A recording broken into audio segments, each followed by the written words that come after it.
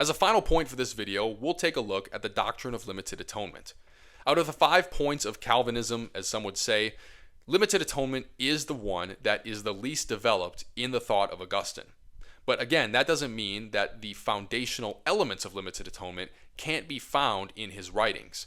And On Rebuke and Grace actually features one of Augustine's most explicit affirmations of limited atonement in principle that we can see here, namely in chapter 44. In chapter 44, Augustine gives us his interpretation of 1 Timothy chapter 2, verse 4, what it means when it says that God wills all men to be saved, despite the fact that not everyone is saved. He says that this may be understood in many ways, but the one that he offers here is as follows. God wills all men to be saved, and so it is said that all the predestinated may be understood by it, because every kind of men is among them. What Augustine outlines here is the basic Calvinist interpretation of 1 Timothy 2:4, as well as a related passage, 2 Peter chapter 3, verse 9. The word all does not always refer to each and every individual.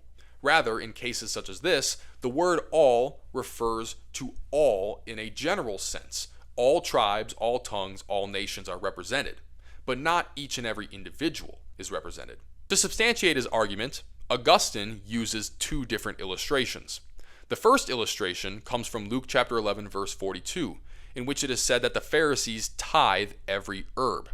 However, it is to be understood by this passage that the Pharisees simply only tithed every herb that they had, because obviously they did not have each and every herb found throughout the whole earth.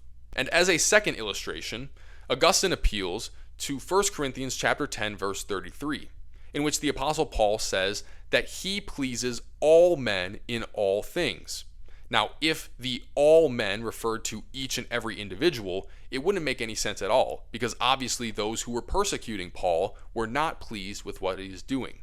Therefore, Augustine concludes that this all men refers to every kind of man that was assembled in the church of God, not necessarily every individual on earth. Now, I'd like to admit on a personal note that when I was first starting to read the early church fathers, I was actually quite skeptical as to whether or not the doctrine of limited atonement would actually have strong attestation, as you hear it constantly slandered by many non-Reformed Christians today. It just seems like it wouldn't have that much of a historical precedent. But when we look at passages like this from Augustine, or the words of the 17th chapter of the martyrdom of Polycarp, for example, we as Reformed Christians, as Calvinists, can take refuge in the fact that limited atonement does have a strong foundation in the writings of the early church fathers.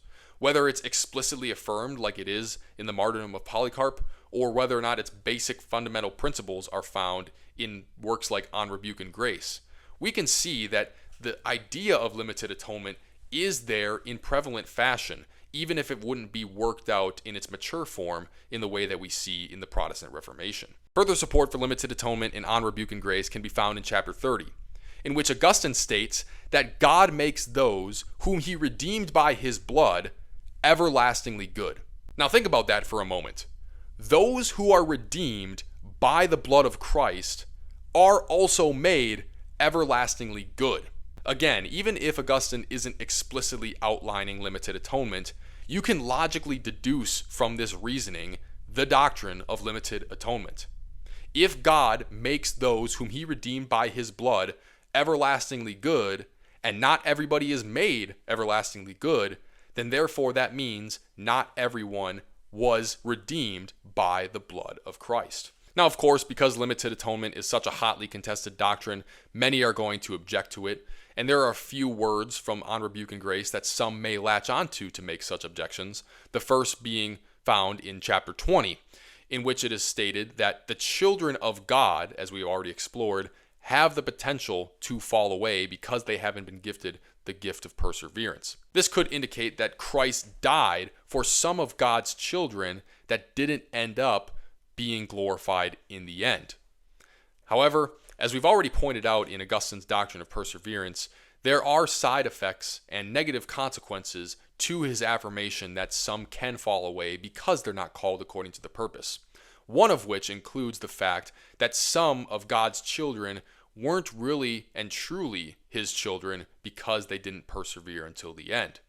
Therefore, even if Jesus dies for the children of God that do end up falling away from the faith, we can still maintain that they were only amongst the faith of the children of God. They weren't substantially the children of God, as Augustine states elsewhere. So to use this passage, which doesn't even refer to the atonement, to suggest that Augustine denies the doctrine of limited atonement wholesale would be improper. Elsewhere in chapter 47, it is said again that God wills all men to be saved, principally because he makes us, as his creatures, will all men to be saved. If then Scripture rightly said that the Spirit was crying by whom we are made to cry, it rightly also says that God wills when by him we are made to will. If we are made to will for the salvation of all mankind, then that should also mean God wills for the salvation of all mankind, which would deny the doctrine of limited atonement. In response to this, however, we can point out, number one, that this passage is not explicitly speaking in regard to Christ's atonement, and number two, as we've seen elsewhere throughout this writing, Augustine has a high view of God's sovereignty in salvation.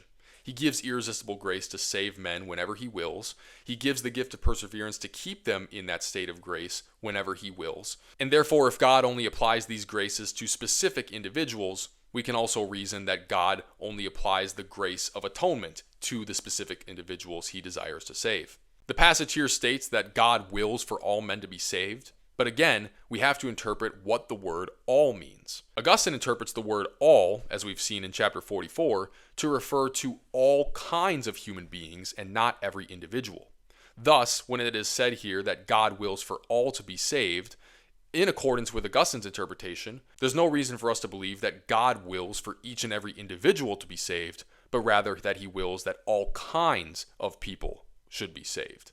And as a final objection to limited atonement, we can look at chapter 48, where Augustine cites 1 Corinthians chapter 8, verse 11, a verse which says that Christ died for a brother who shall perish because of our knowledge. This is actually a pretty common objection to limited atonement, and it can be resolved when understood in its proper context. In 1 Corinthians chapter 8, the Apostle Paul is addressing the topic of the consciences of weaker Christians. He insists that stronger conscience Christians should not violate the consciences of weaker Christians, otherwise it may lead weaker Christians to abandon their conscience and fall headlong into sin. When Paul says that the weaker brother shall perish, he is not referring to a loss of salvation, but rather a damaging of their conscience. Just because a person's conscience is damaged, that doesn't necessarily mean they will lose their salvation, but it does mean that their lives and their approach to sin will be affected because we weren't willing to respect their weaker conscience as stronger conscience Christians. Christ did indeed die even for these weaker brothers and sisters, but as John chapter 10 states, Christ keeps his sheep, and so we can be assured that this does not debunk limited atonement.